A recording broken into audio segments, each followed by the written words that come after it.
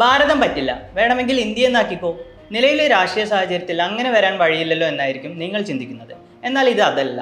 ഭവാനി പ്രൊഡക്ഷൻസിന്റെ ബാനറിൽ TV രഞ്ജിത്ത് സംവിധാനം ചെയ്യുന്ന ഒരു ഭാരത് സർക്കാർ ഉൽപ്പന്നം എന്ന സിനിമയുടെ പേര് മാറ്റാൻ സെൻസർ ബോർഡ് നിർദ്ദേശിച്ചിരിക്കുകയാണ്. മാറിയ രാഷ്ട്രീയ സാഹചര്യത്തിൽ പേരുമാറ്റം ഒരു പുത്തരി അല്ലെങ്കിലും പെട്ടത് ഒരു ഭാരത് സർക്കാർ ഉൽപ്പന്നം എന്ന സിനിമയുടെ അണിയറ പ്രവർത്തകരാണ്. ഭാരതം മാറ്റിയാൽ മാത്രം സെൻസസ് സർട്ടിഫിക്കറ്റ് തരൂ എന്ന് പറഞ്ഞതോടെ പേര് മാറ്റി ഒരു സർക്കാർ ഉൽപ്പന്നം എന്നാക്കി മാറ്റിയിരിക്കുകയാണ് അണിയറ പ്രവർത്തകർ. സിനിമ റിലീസാകാൻ ഒരാഴ്ച മാത്രം ബാക്കി നിൽക്കെ മറ്റു വഴികളില്ലാത്തതുകൊണ്ട് ചിത്രം പുറത്തിറക്കാൻ വേണ്ടി സിനിമയുടെ പേര് മാറ്റുകയാണെന്നാണ് അണിയറ പ്രവർത്തകർ പറഞ്ഞത്. എന്നാൽ പണി പാളിയത് സിനിമയുടെ പ്രചാരണാർത്ഥം പോസ്റ്ററുകളും ബാനറുകളും ഹോർഡിങ്ങുകളും പ്രിന്റ് ചെയ്തതാണ്. ഇതാണെങ്കിൽ കേരളമാകെ സ്ഥാപിക്കുകയും ചെയ്തു. അടിച്ചുവെച്ച പോസ്റ്ററുകൾ മാറ്റി വേറെ സ്ഥാപിക്കുക എന്നത് പ്രായോഗികമായ കാര്യമല്ല. അത് ഈ ചിത്രത്തിന് വലിയ സാമ്പത്തിക ബുദ്ധിമുട്ട് ഉണ്ടാക്കുമെന്നും അണിയറ പ്രവർത്തകർ പറയുന്നുണ്ട്. സിനിമയുടെ ടൈറ്റിൽ 1.5 വർഷം മുമ്പേ രജിസ്റ്റർ ചെയ്തതാണ്. Kerala film chamber of commerce ഈ പേരിന് അനുമതി നൽകിയിരുന്നു.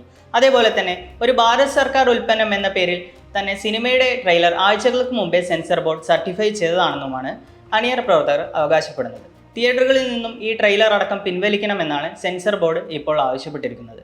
സിനിമയുടെ ഉള്ളടക്കത്തിൽ സെൻസർ ബോർഡിന് പരാതിയില്ല. പേരിലെ ഭാരതം എന്ന വാക്കിനോടാണ് വിയോജിപ്പെന്ന് ചിത്രത്തിലെ പ്രധാന കഥാപാത്രത്തെ അവതരിപ്പിക്കുന്ന സുബീഷ് സുധിയും പറഞ്ഞു.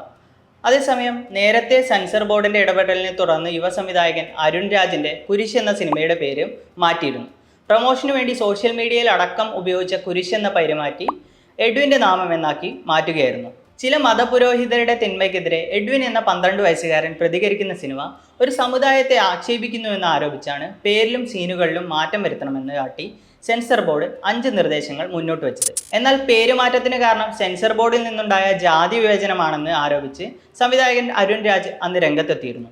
മലയാളത്തിൽ ചാപ്പാകുരിശി, ഈശോ, വിശുദ്ധൻ, കുരിശുയുദ്ധം, ആമേൻ തുടങ്ങിയ സിനിമകൾ പുറത്തു വന്നിട്ടുണ്ട്. അവിടെയൊന്നുമില്ലാത്ത വിവാദമാണ് സെൻസർ ബോർഡ് ഉന്നയിക്കുന്നത്. പേരുമാറ്റത്തിൽ ശാഠ്യം പിടിക്കുന്നത് ദളിത് സമുദായത്തിൽ അംഗമായതിനാലാണ് എന്നാണ് അരുൺ രാജ് അന്ന് ആരോപിച്ചത്. 2018 പുറത്തിറങ്ങിയ സഞ്ജയ് ലീല ബൻസാലിയുടെ വിവാദ ചിത്രമായ പത്മാവതും ഇതുപോലെ പേര് മാറ്റി ഇറക്കിയതാണ്. പത്മാവതി എന്ന പേര് പത്മാവത് എന്നാക്കി മാറ്റണം, സിനിമയ്ക്ക് ചരിത്രവുമായി ബന്ധമില്ലെന്ന് 2 തവണ എഴുതി കാണിക്കണം എന്നീ നിബന്ധനകളോടെയാണ് സിനിമയ്ക്ക് സെൻസർ ബോർഡ് പ്രദർശനാനുമതി നൽകിയത്. 2023 പ്രദർശനത്തിനെത്തിയ കൊറോണ ജവാൻ എന്ന ചിത്രത്തിന്റെ പേര് മാറ്റാനും സെൻസർ ബോർഡിന്റെ നിർദ്ദേശം ഉണ്ടായിരുന്നു. തുടർന്ന് കൊറോണ ധവാൻ എന്നാക്കി മാറ്റുകയായിരുന്നു. ചില സാങ്കേതിക കാരണങ്ങളാൽ ചിത്രത്തിന്റെ പേര് മാറ്റിയതാണെന്നാണ് അണിയറ പ്രവർത്തകർ അന്ന് അറിയിച്ചത്. ഈയിടെ മമ്മൂട്ടിയെ നായകനാക്കി രാഹുൽ സദാശിവൻ സംവിധാനം ചെയ്ത പ്രമേഹം എന്ന ചിത്രത്തിന് അനുവദിച്ച സെൻസസ് സർട്ടിഫിക്കറ്റ് പിൻവലിക്കണമെന്നാവശ്യപ്പെട്ട് ഹൈക്കോടതിയിൽ ഹർജി നൽകിയതും വലിയ വാർത്തയായിരുന്നു. കോട്ടയം ജില്ലയിലെ കുഞ്ചമൺ ഇല്ലക്കാരായിരുന്നു ഹൈക്കോടതിയെ സമീപിച്ചത്. ചിത്രത്തിൽ ഉപയോഗിച്ചിരുന്ന തങ്ങളുടെ കുടുംബവുമായി ബന്ധപ്പെട്ട പേരും പരാമർശങ്ങളും നീക്കണമെന്നായിരുന്നു ഹർജിയിലെ ആവശ്യം. ഇതിനെ തുടർന്ന് മമ്മൂട്ടിയുടെ കഥാപാത്രത്തിന്റെ പേര് കൊടുമൺ പോറ്റി എന്നാക്കി മാറ്റുകയായിരുന്നു. സെൻസർ ബോർഡിന്റെയോ മറ്റ് പരാതികളുടെയോ അടിസ്ഥാനത്തിൽ പല ചിത്രങ്ങളുടെയും കഥാപാത്രങ്ങളുടെയും പേരുമാറ്റം ഇതിനു മുൻപും നടന്നിട്ടുണ്ട്. ചിലതിൽ കാരണം പുറത്തറിയാറുണ്ടെങ്കിൽ ഒരു ഭാരത് സർക്കാർ ഉൽപ്പന്നം പോലെ കാരണം വ്യക്തമല്ലാത്ത സന്ദർഭങ്ങളും ഉണ്ടാകാറുണ്ട്.